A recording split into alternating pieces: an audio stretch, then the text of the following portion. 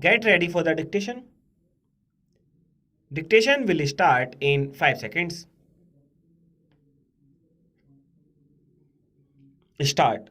Now, food cannot continue to be doled out to the poor forever with promises of subsidy, whether by rupees 200 crores, which the Honorable Finance Minister is going to put aside for supplementing the food needs of the nation, or by fair price shops, production in every sphere of the only answer, but an undernourished person can never produce.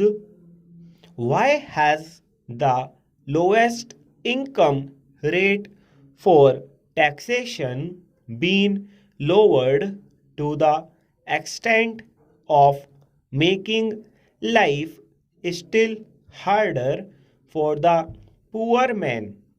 I think everybody who has anything to do with expenditure today realizes that rupees 1000 per month for a family is nothing at all. Take a man who has got to feed himself, his wife, and 3 or 4 children, and perhaps his father and mother who are dependent on him. How can he possibly pay taxation on this small income? The price of the postcard has been raised. Why? The rise in railway fares too is going to hit him. The poor, sir, should be made less poor. That should be the objective of every government, but I fear greatly that the present budget proposals are going almost the other way in many directions, on the assumption of the fulfillment of a plan which might itself indeed break on the rock of finance. Sir, I have said I do not believe in destructive criticism, or at any rate, I said I would offer some constructive criticism.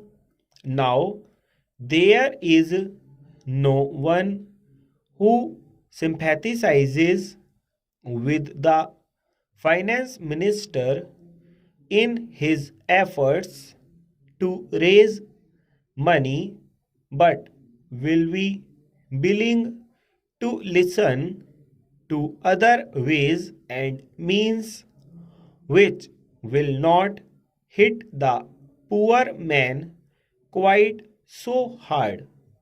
Instead of raising the postcard rate, why cannot the price of the stamped envelope be raised from rupee to 2 rupees?